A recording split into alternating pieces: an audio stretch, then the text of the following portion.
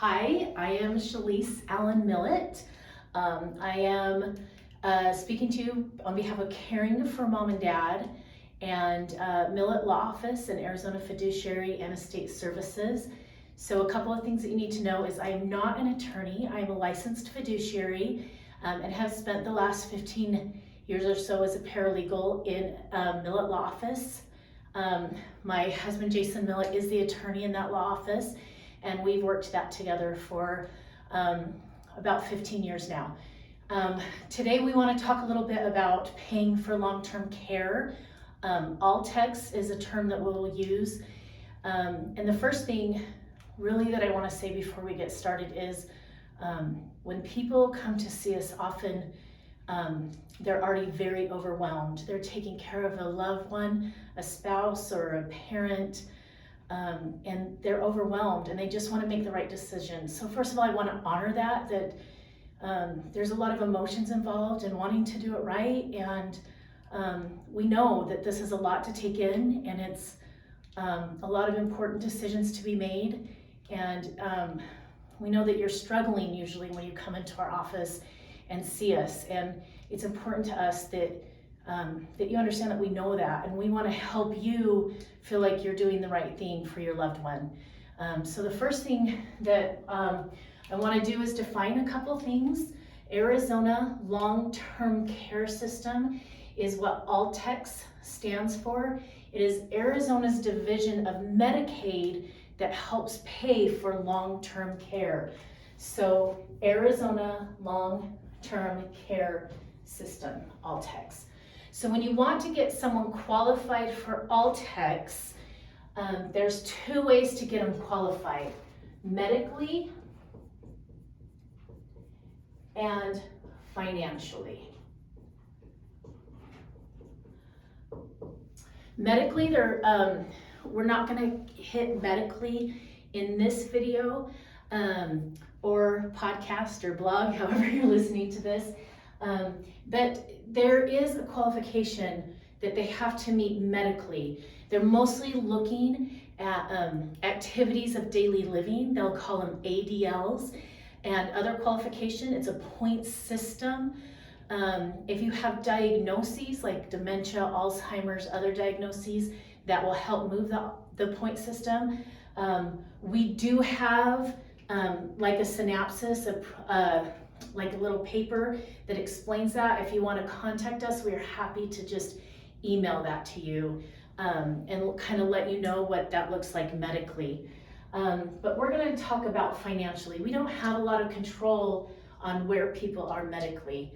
There are certain things you want to do when the medical appointment comes, but we can control the finances.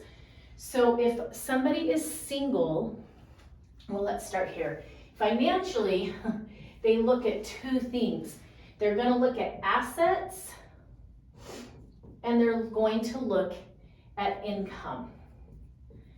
Okay, assets have kind of stayed the same over the 15 years that I've been doing this, and the assets have to be under $2,000. Now this is liquid assets that we're talking about. We're talking about bank accounts, cash outs on insurance policies.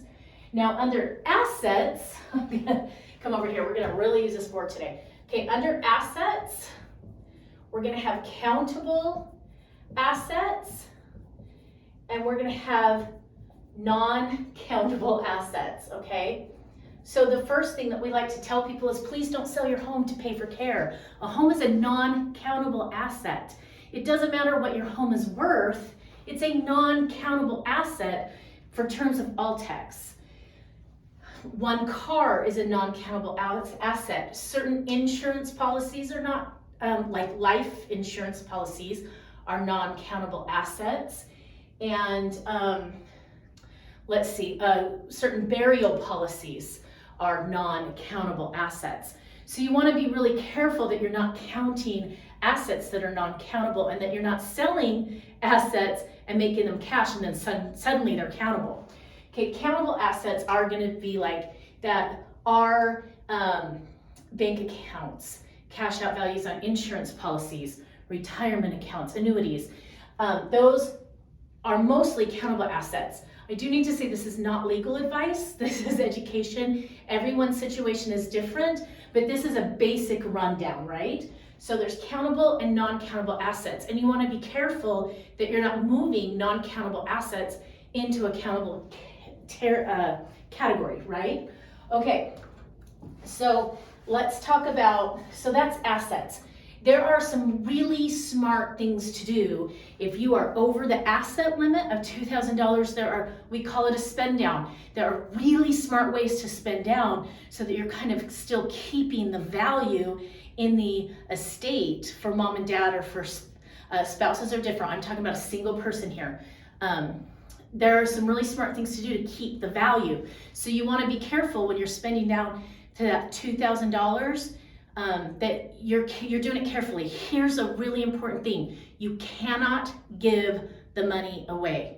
So a lot of people will say, well, we're just going to give it to our kids. We want them to have it anyway. We have $100,000. We're going to divvy out $98,000, and then we'll be down to $2,000.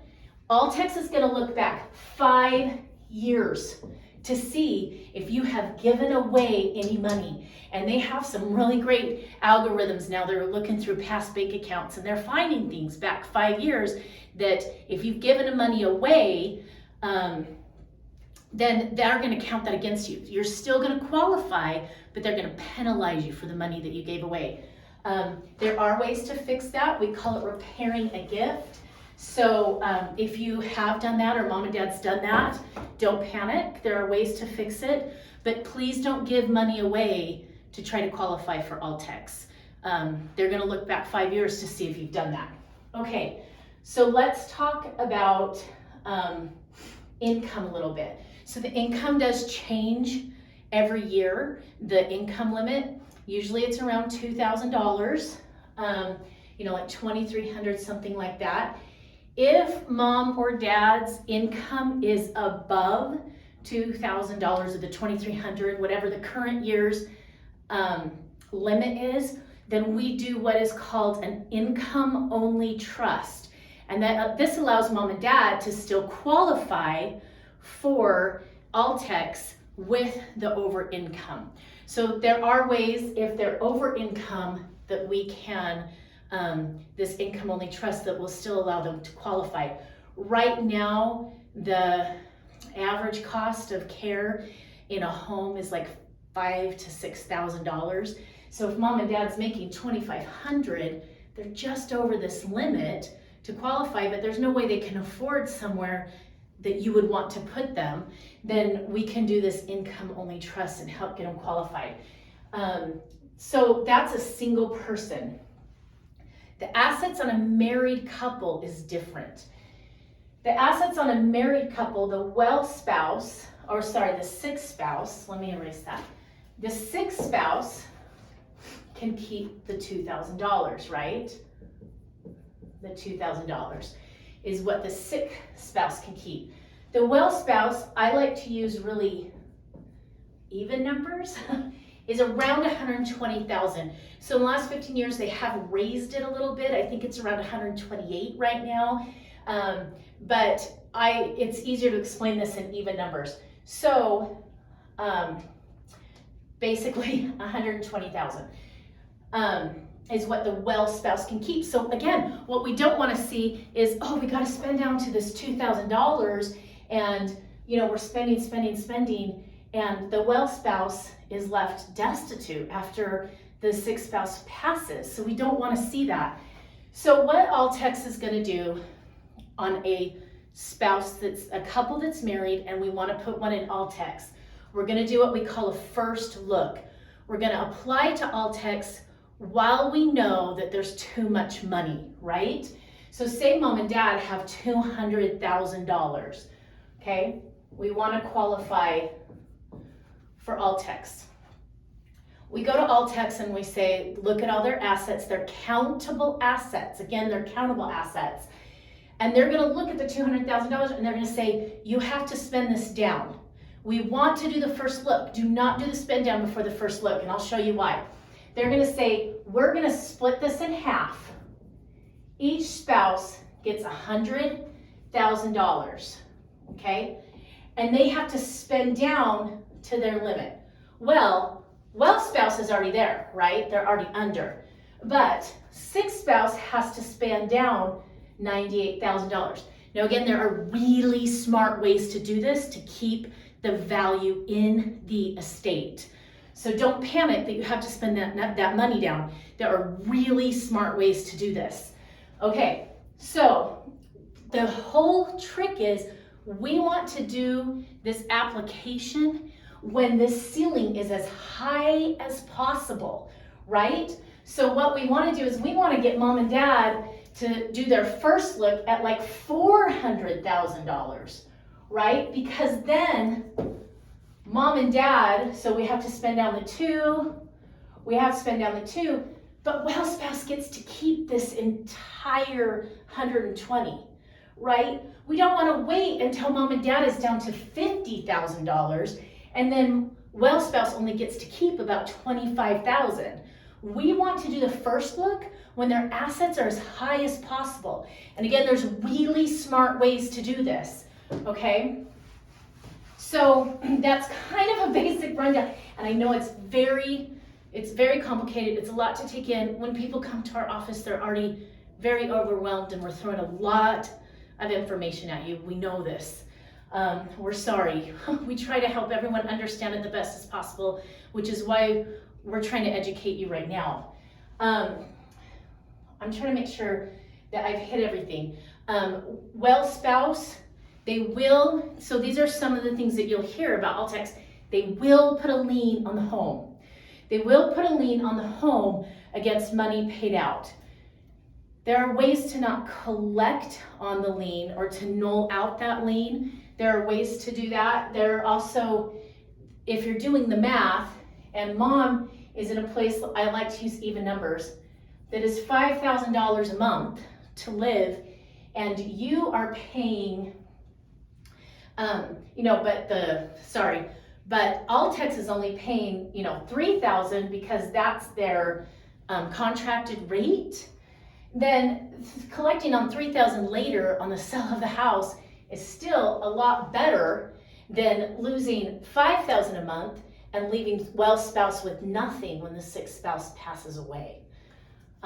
So it's still monetarily smarter to have to pay back this on a lien on a house than this.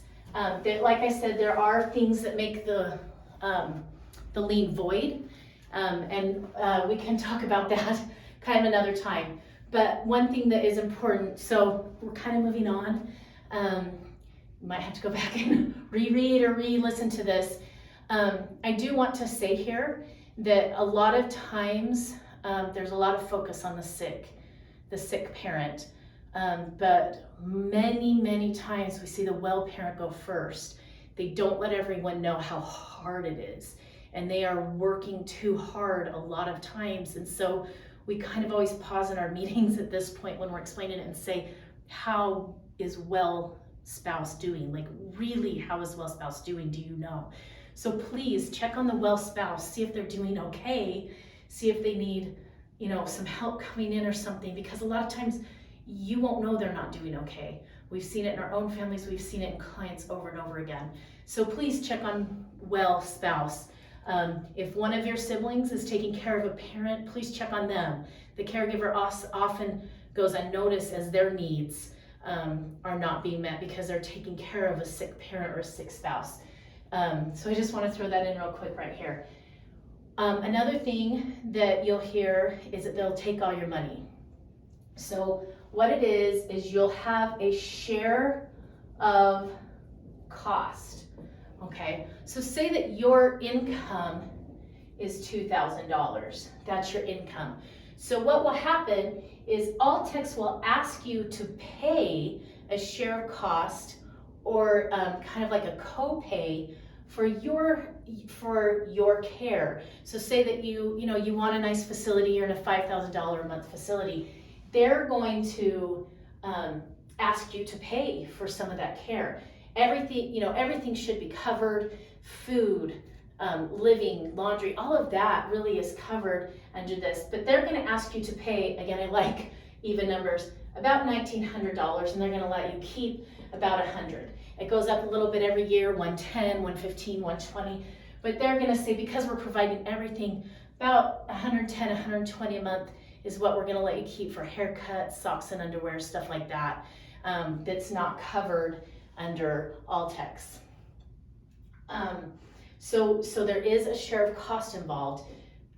Still, if you're doing the numbers, paying $1,900 for care in a nice facility and keeping $100 a month is usually better than than everything going to the facility, and it's it's not a great one. Maybe it is. Maybe there are some out there that cheap. So that's an important thing to know about the share of costs. You want to make sure that that $100 doesn't build up over time, because every year they're going to recheck and see if they're still under that $2,000 limit. So you just want to make sure that you are actually using that money when it comes in for mom and dad. I think we've covered a lot. There's a lot more, but that's kind of the basic rundown of how ALTCS, or Arizona Long-Term Care System, works. Again, it's part of the Medicaid program. The paperwork on it's a little bit hefty. Sometimes it feels like a full-time job just to do the paperwork and collection of information on that. But it just is what it is. So if you have any questions, please just shoot us an email or something like that. We love to educate people on this. We think it's really important that people understand how this works. And again, Shelice, Millett, thank you so much. Bye-bye.